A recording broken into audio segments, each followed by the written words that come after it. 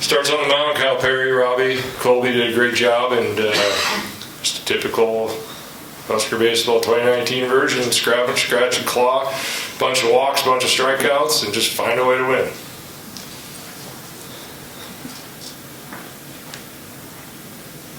Questions for our students?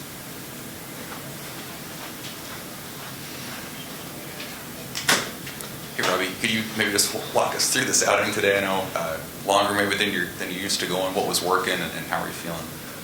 Nothing was working actually. That's the surprising part. Is nothing was going well. I couldn't locate a fastball early in the count.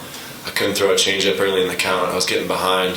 I was pulling things to the glove side. I was cutting fastballs, which that's just very, very uncharacteristic. But Nate and I talked before the game. And it's all about mentality. You may not have your best stuff that day.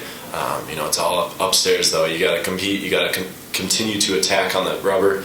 And that's your rubber. You got to own it. Get up there and puff your chest out. Once that batter steps in the box, it's 9-on-1. So we got and I got how many fans behind you. So everybody's there. Everybody's competing. It's a pretty fun game. For Spencer, did you find it a challenge at all to shrug off that first game, an 18-8 loss, 6 errors, all that it entailed? Is that difficult?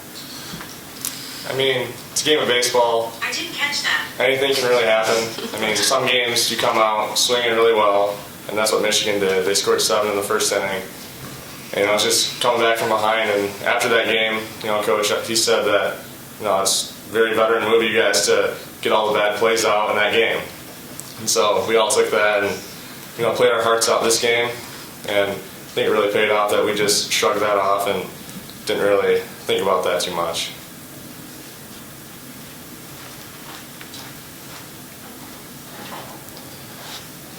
For both of you, there seemed like it was a different kind of energy tonight in the crowd. You guys were able to rush the field and rush Colby on the mound when the game was over. Just describe the feeling of getting that win tonight after kind of a tough, long day today and advancing to tomorrow.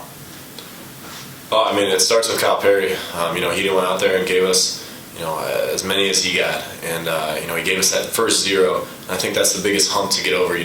The game we struggled in before earlier today, we couldn't get out of that first inning. Gave up a couple crooked numbers even in the second and third. So to be able to get out of that first inning, get over that hump, and we all kind of looked at each other like, oh yeah, we're a good ball club too. And to have that feeling then continue throughout the game. We had energy the whole way. People were making plays. Schwelly's making plays in the hole. Everybody stepped up in a big way, and we just fed off each other. I think the biggest thing was, throughout that game. The atmosphere was unbelievable. Night game, had thousands of people there, and they bring the energy for us. I mean, we get some hits, and the crowd is all rowdy, and that makes us, want to get, have more energy. And when we get a big hit, and the crowd's, cheering really loud, it helps us with confidence. It gives stress on their pitcher, and it's just easier to play. For both the players, we'll start with you, Spencer. Attendance tonight on that topic was over 11,000. Can you guys imagine what it will be like tomorrow playing for a conference championship here in your home state? And how hard is it going to be to sleep tonight? I just look at it as just another game.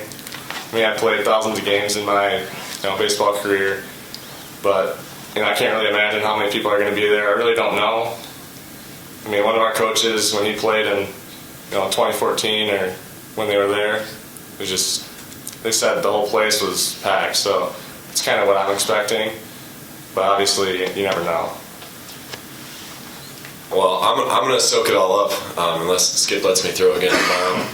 We'll talk about that a little bit later. But for me, just being there, and I'm going to be one of those. However many thousand, I'm going to be cheering on the boys. To answer your other question, I'm going to sleep really, really good tonight. I'm still exhausted. That's a long day in the heat and the humidity and just going out there and literally giving everything we had. I think everybody right now is just dead. And that shows. We competed our butts off and got that one win that we needed. In the front row.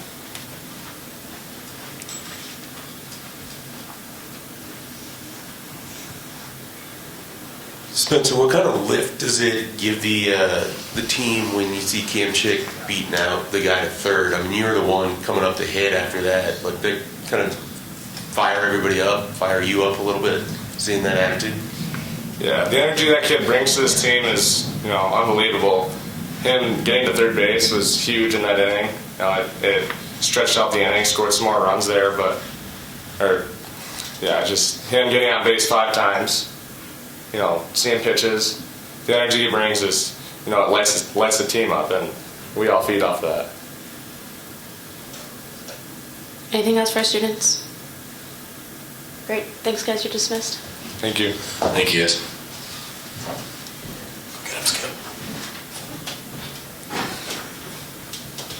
Questions for Coach? Joe, in the front. Coach, how does your pitching set up for tomorrow? I don't know. We'll figure. I mean, we'll see. I can't give you a rundown. I mean, there's a few guys we haven't used. Just gonna have to take a status of where everybody's at, and go from there. I wish I could give you a better answer. So. Hey, Darin, could you just walk us through how today's pitching set up? How tough was the call to go with Kyle as opposed to somebody else? And then what did Robbie bring you guys on the back end? Yeah, I mean, the guy that's really started was Ethan Frazier, and Coley wasn't going to start, and you're sitting there, and Kyle had a few starts and had a great start down in Manhattan, and then had a couple rough starts. But yeah, it was one of those things where it's kind of like he's next guy up, and we had Robbie down in the pen in the first inning in case he was wild or something. But I'll tell you, Kyle, I mean, he was up to 92 and just attacking the zone, and we talk all the time, but if you're going down, go down with your best stuff. We're not backing down. Our boys didn't back down at all. So I was very proud of him for that. Coach, I wonder if you can just walk us through your emotions right now, just how the whole team is feeling, and given how monumental this moment is, playing in Omaha in a championship game for the first time, I think, in 5 years. Yeah, I don't know if I'm too old to get emotions or something, but I'm turning too much into a coach where I try and take the emotion out of it. I see it. It's an awesome experience for the student athletes, and this is something they'll remember. Fans cheering for them, fighting tooth and nail today, find a way to get it done. It's going to be a great atmosphere tomorrow. I don't know what's going to happen, but these are great experiences for them, and these are great learning lessons. But as far as I'm ready to go home and see what my kids' scores were in their baseball games here in the States. So it's we'll get ready for that tomorrow. But I try and take emotion out of it as much as I can. Darin, you talked earlier today about kind of getting all the yuck out. I think you said with that first game. How much do you feel like your guys cleaned up some of those things you wanted to clean up in this game, and how satisfied were you with the way this one played out? Yeah, we made no errors. Walked a couple guys. What did we walk? 5 guys. Yeah, but yeah, I mean, it was almost so bad the first game that you kind of get laughed about a little bit, because we played error-free baseball the first 2 games, and then we go out and drop 6 and 4 in the outfield. Their outfield coach is super happy about that, by the way. Me. Yeah, it's one of those things, like a game of baseball, I've seen it happens, and there's so many games and you can't explain it. They smash baseballs. We played bad. You just reset and go and play. And our group, this team, they've done that a few times this year. They understand that concept. Coach, I know you mentioned checking scores. I'm not sure if you had seen Jays won their game today. They're in the postseason. UNO won their game. They're in the postseason. You guys playing for a spot tomorrow. Can you kind of talk about the state of Nebraska baseball as a state and kind of the success that all these programs are seeing right now? I think it's awesome. I think it's absolutely awesome. People try to develop rivalries and stuff. I think it's great. The better everybody is, the higher our RPIs are, and the higher strength of schedule, all that stuff, and it gets everybody excited. And I'm pulling for both those teams too. I think it's just awesome. So, yeah, I don't have that. I just don't have that angriness towards anybody. I'm excited for both of them. Darin, you heard your players talk about how cool it was to play in that environment tonight. For you, from your vantage point, what was it like, 11,000 strong cheering for you tonight? it's a roar. And I was even impressed the first game. We were down by a ton. It's very difficult for the fans to get excited when you don't give them anything to get excited about. And they were trying their darndest to get us going. We got it to 9-4. We gave them some stuff to cheer about today, and it's just a simple old base hit, and they were roaring. And at 13 walks, you tell me that doesn't make a difference when the crowd's into it, and you don't think they notice, they notice. So that's it's just a great asset to have and an advantage on our side. Anything else for Coach? Darin, you're on the doorstep. One more win, and you guys have a conference tournament championship, something that's eluded this program for quite some time. What would it mean to win tomorrow? I just checked one of the boxes. We had so close in Minneapolis, and then here, hung in there for a little while, both against Indiana.